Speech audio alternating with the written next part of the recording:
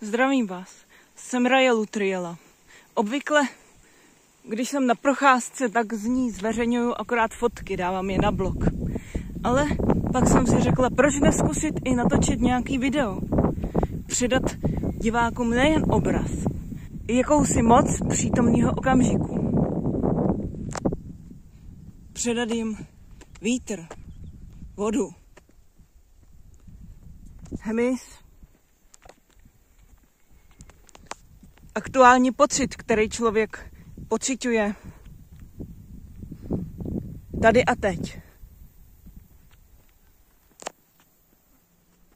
Já jsem se o to pokoušela už včera, ale to video nebylo moc dobrý. Akorát nevím, jakým způsobem to budu dělat. Asi prostě půjdeme a budu mluvit to, co mě zrovna napadne. Ono by tohle bylo vlastně lepší jako stream, ale streamy nejdou z mobilu dělat, když ještě člověk nemá 50 odběratelů na YouTube. Teda aspoň před časem to nešlo, ono se to asi moc nezměnilo. Ale tady kvete něco.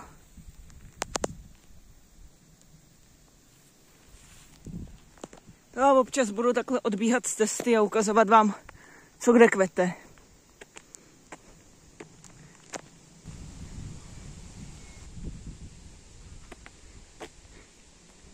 Taky nevíme, jestli přes ten vítr tady bude něco slyšet.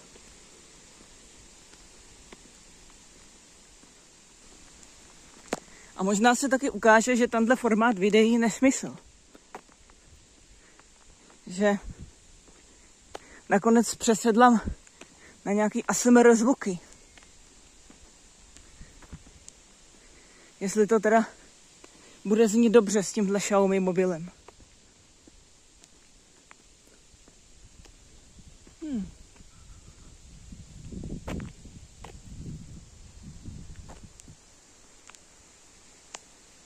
Pro ukázku nějaké panorama.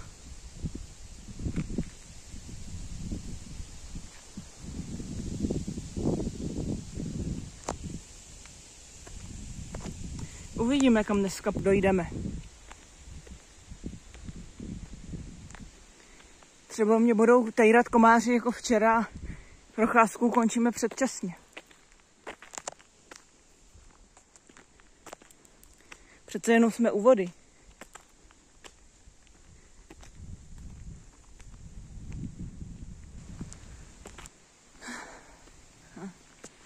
A vůbec.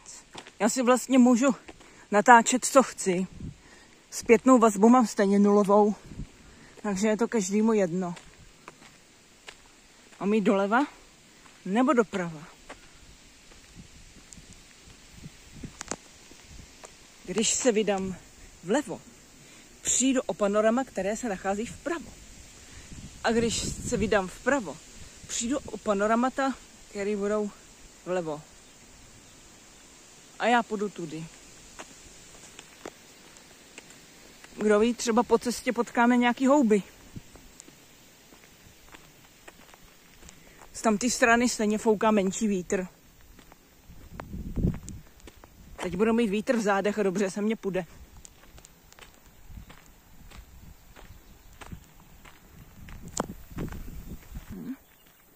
A také je tady lepší cesta. I když někdy se vydáme i druhou stranou.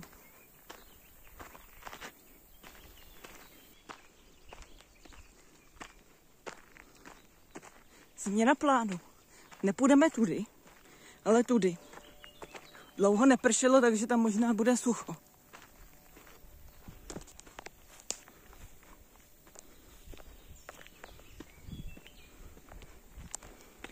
Tohle je sympatická cesta, akorát je v půlce ukončena strašnou vodou přes cestu. Tudy by možná neprošel ani tank.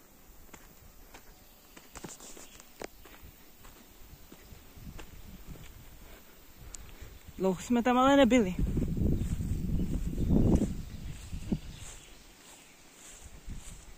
Koukám, nějaká kukuřice vzadu.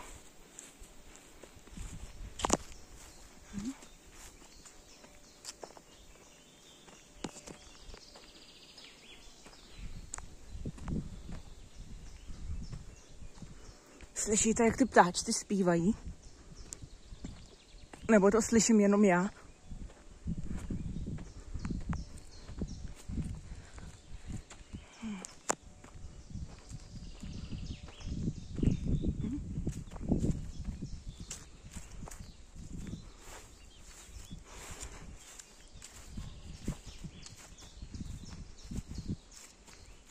Oni zdejší kopce v pozadí se prostě nedají okoukat.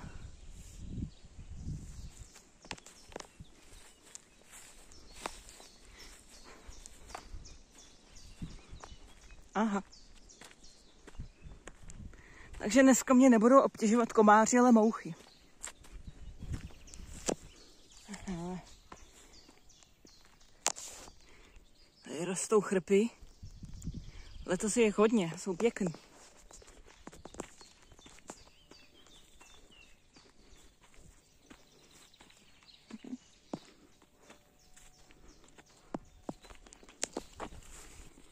Já myslela, že dneska bude docela příjemný počasí. A je stejný horko jako včera. A doteďka bylo docela jakoby chladno. Ale začalo zase pražit.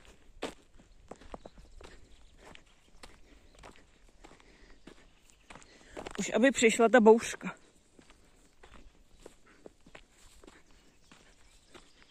Protože aspoň se na pár dní... Dobrá, na 3 dny se vyčistí vzduch. Ale pak by to chtělo nějakou další. Jo. Něco písklo. Tak budeme tišejší.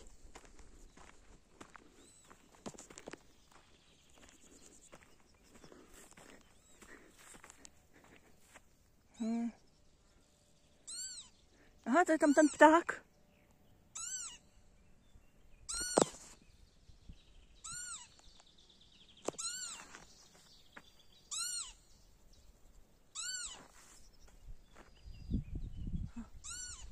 Asi jsme mu vyplašili kořist. Svým neuváženým kecáním.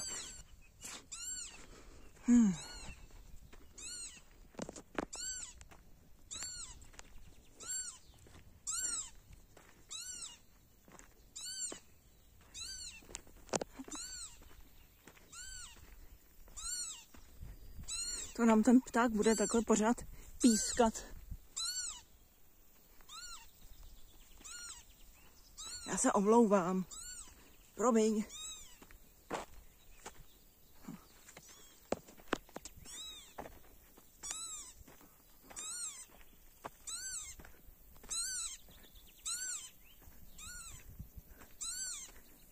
Co ono to je?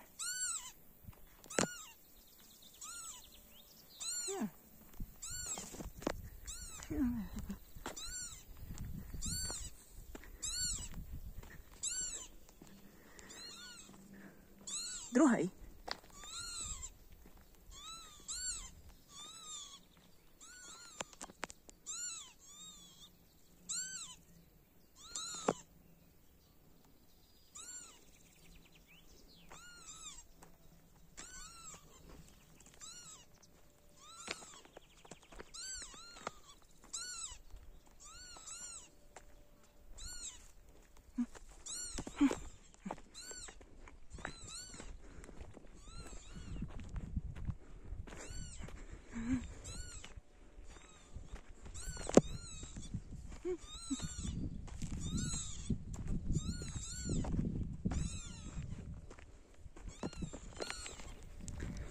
Aby za rohem ty ptáci nebyly 3.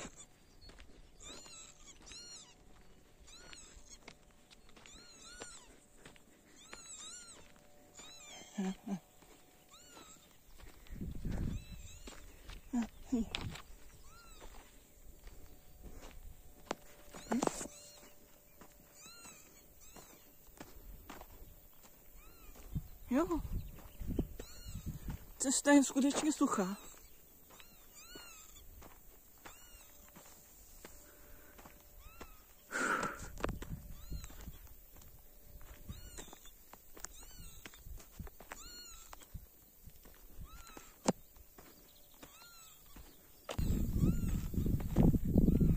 co vy taky chodíte na procházky a pořizujete z toho nějaký videa nebo fotky nebo cokoliv?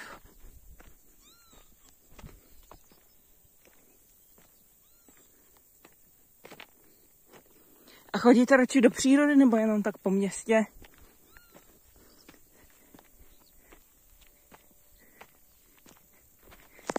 Ono obojí má něco do sebe.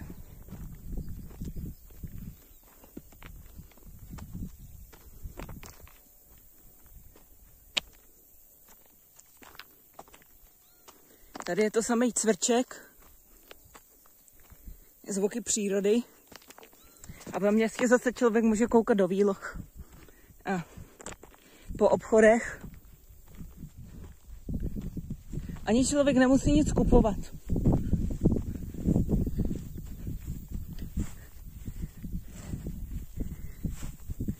Vlastně i to mě baví.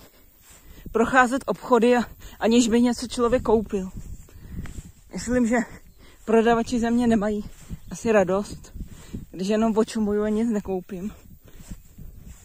Ale občas něco koupím.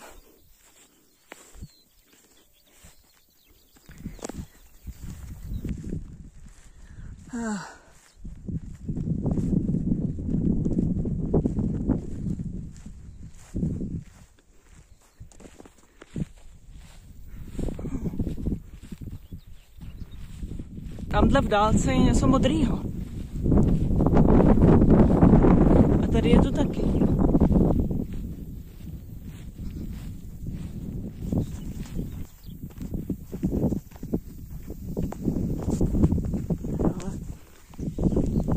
To je ono, jsou to chrpy. Kombinace chrp a heřmánku.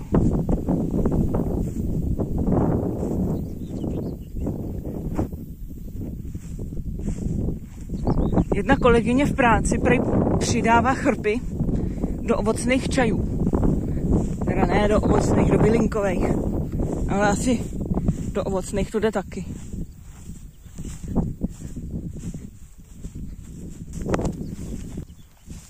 Ale vůbec. Tolik chrp jsem pohromadě ještě neviděla.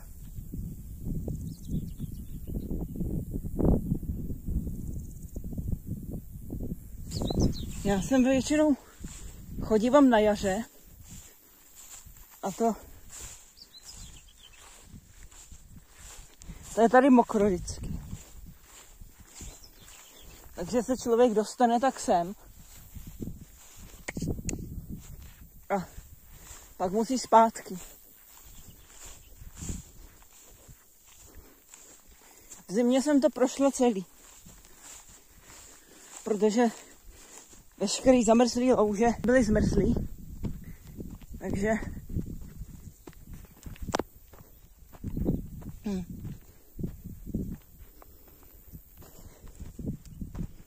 Ale takhle v létě, když je sucho, to jsem tudy ještě nešla. Asi mi to přišlo dost daleký na to, aby tudy člověk šel v takovém horku.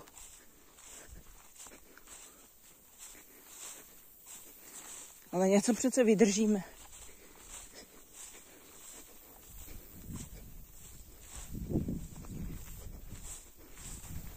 Třezalka už kvete. No.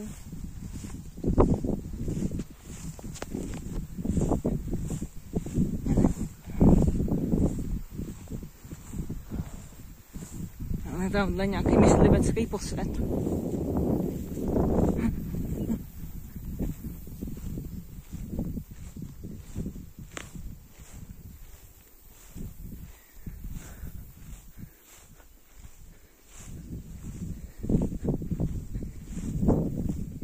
Já miluju barevnou kombinaci chrp a vlčích máků.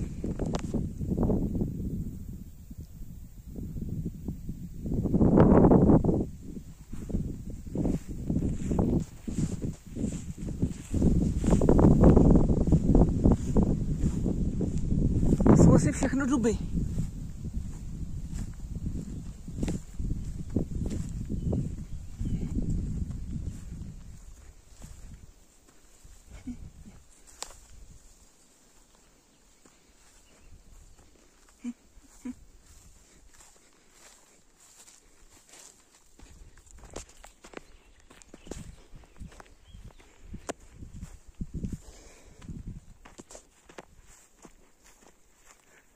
Ale tamhle už je rybník, který patří k vedlejší obci.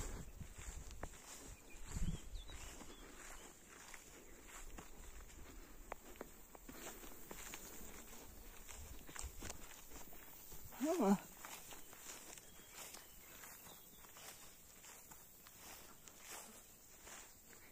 Hele.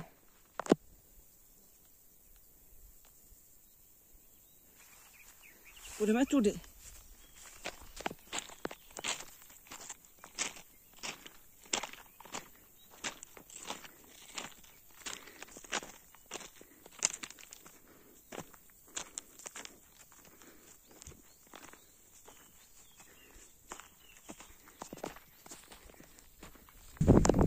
Já si skoro nejsem jistá, kam tahle cesta vede. Tudy jsem ještě neodbočovala. Takže všichni máme takovou premiéru.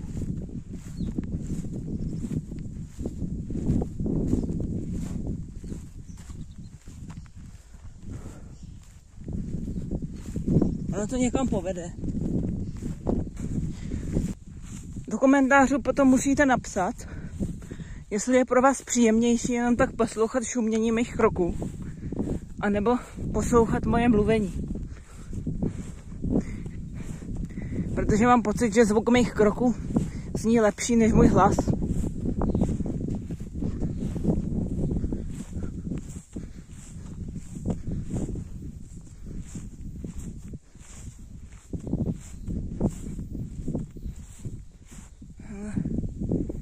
Tam jsou nějaký podezřelý mraky. Nebo co to je?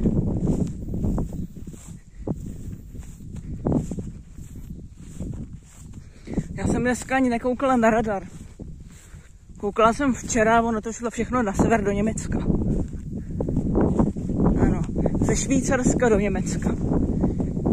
Do České republiky to vůbec nešlo.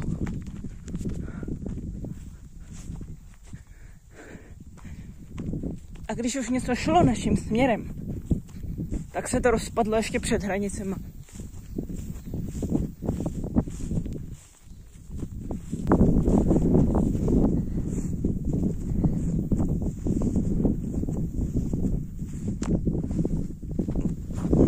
Já občas chodím takhle po přírodě a přemýšlím, co by se tak hodilo do mýho junk journálu o Edgaru Allenu Poeovi. A většinou nic, protože málo který jeho příběhy se odehrávají v přírodě. A dneska už vůbec tady na to nic není. Dneska je to všechno strašně kvetoucí.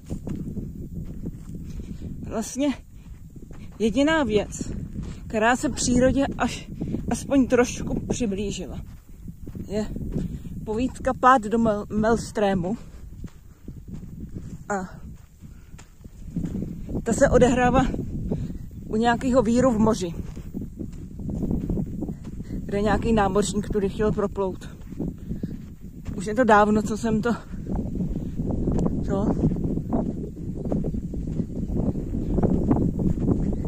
Takže nevím přesně, jak to bylo, já to musím znovu nastudovat. Takže asi musím něco s motivem mořské vody. Jinak jeho příběhy se odehrávají spíš v nějakých temných kopkách. Hodně se opakujou momenty zazdění zaživa, pohřbení zaživa.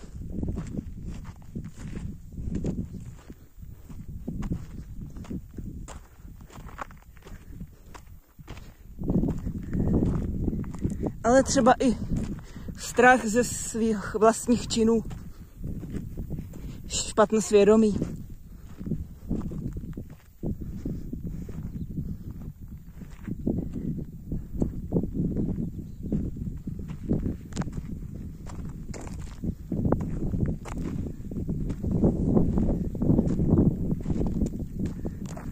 Jeho příběhy jsou některé ale i humorný. Například povídka Brýle.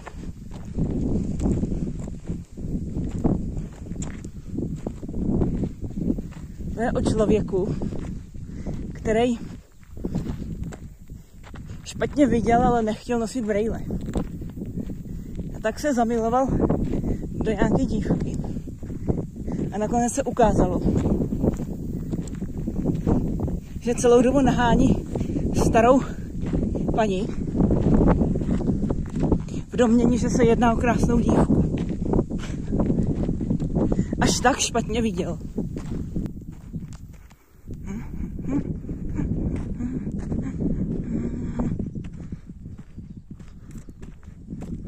Aha, tak touhle cestou už jsem šla, ale v obráceně, tady odsaď jsem. Tenhle barák poznávám.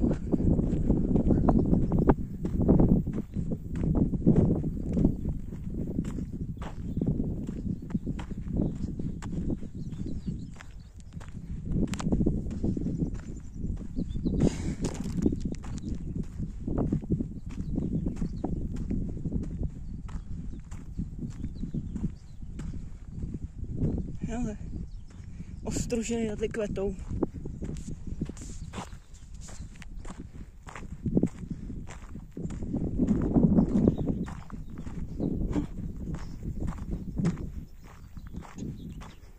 Takže si sem pro ty ostružiny zajdu. Na podzim. Na přelomu srpna a září.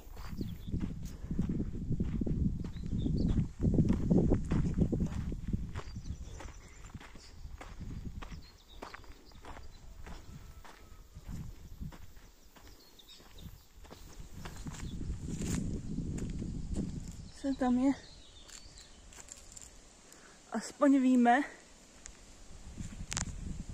A to je docela jako dobrý.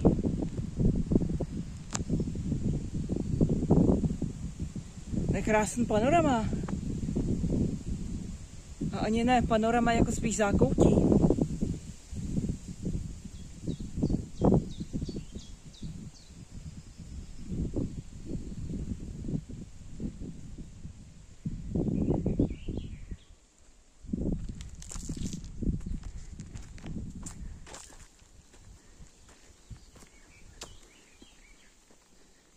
Je to jako vytržený z nějakých romantických představ 19. století. Malebně spustlý, malebně opuštěný.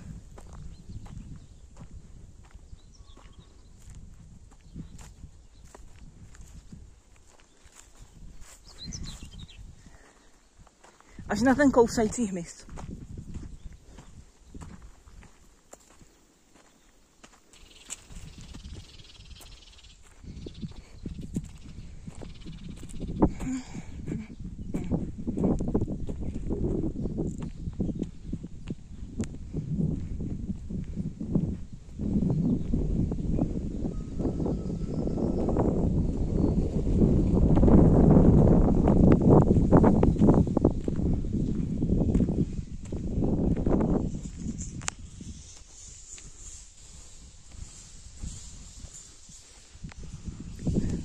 Někdo s něčím vrčí.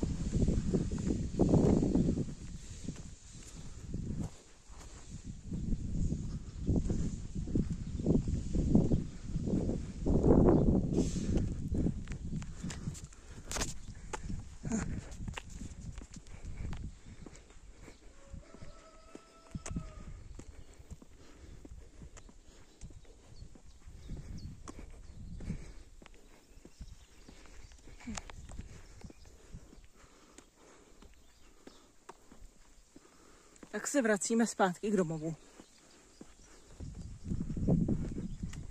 Pomalu, ale jistě.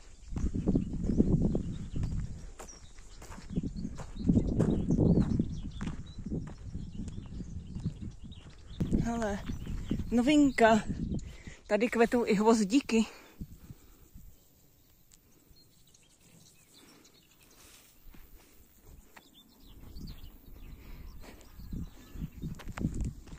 A jatel.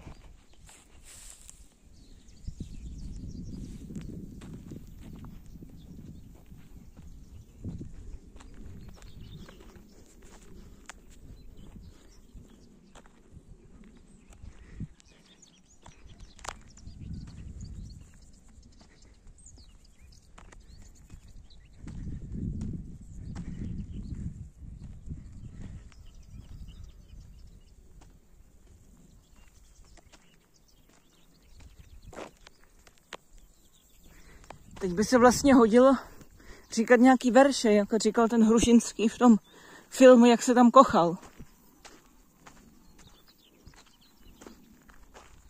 Jak jel autem, říkal ty kraviny, kličkoval a říkal, to není země, to je zahrádka.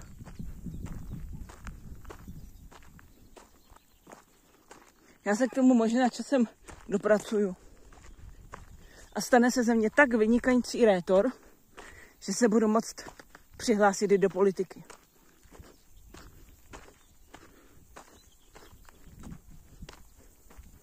A všichni mě budou volit, protože lidi rádi volí divný a odporný lidi.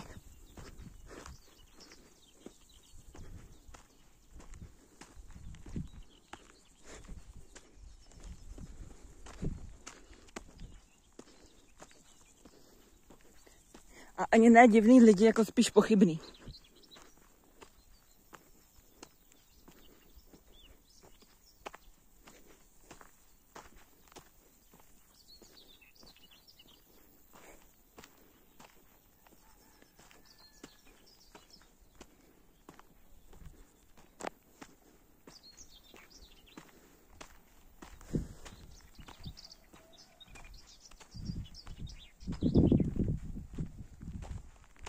Tady vlastně nikde není rovina. Vždycky je to buď do kopce, anebo z kopce.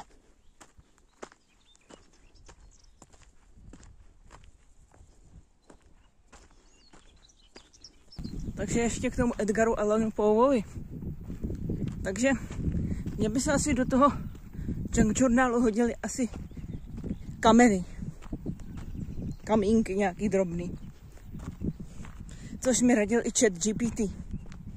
Že já si nejsem schopna představit, jak tam ty kameny budu dávat.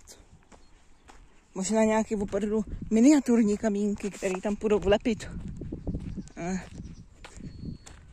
Opravdu nějaký mikroskopický. Tak o velikosti maximálně tak 2 mm. Jinak to nevidím. Já tady cítím nějaký houby. Já jsem tady jednou viděla takový 4 bedly. Nebo to bylo tamhleto místo, to bylo možná tady pod tím dubem.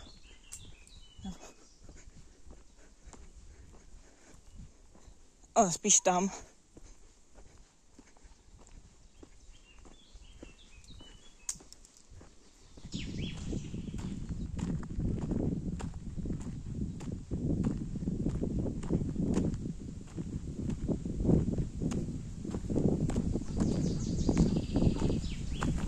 Tady už se to viděli, akorát z druhé strany.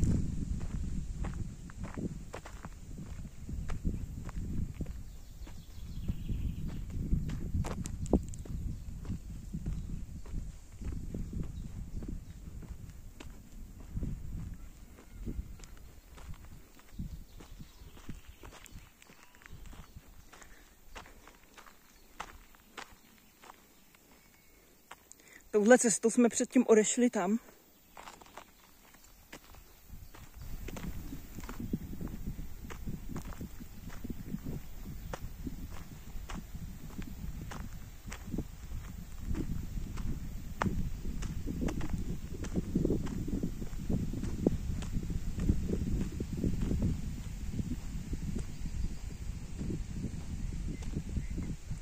Ona tahle procházka trvá tak 2 hodiny, ale ve výsledku bude video asi kratší. A už cítím rybník z naší obce.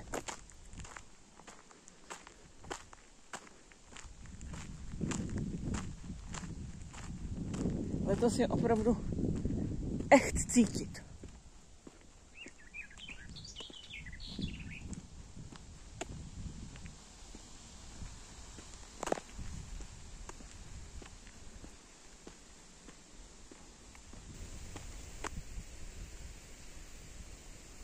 Ono je to tady občas vyřezaný, ale letos je to úplně kvalitně zarostlý.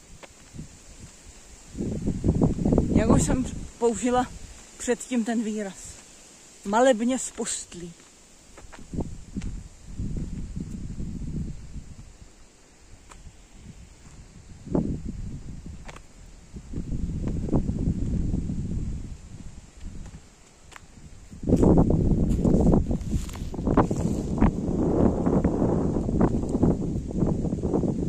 Já myslím, že na ty vlny by se dokázal člověk taky dívat dlouho. Je to docela meditační. Řekla bych, že dokonce velmi meditační. Ale budeme dál.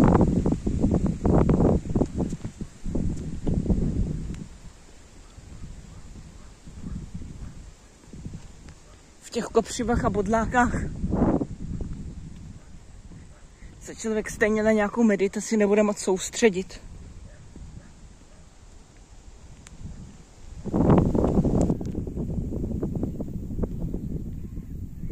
A protože už se blížíme k civilizaci, tak je nejvyšší čas tohle video ukončit.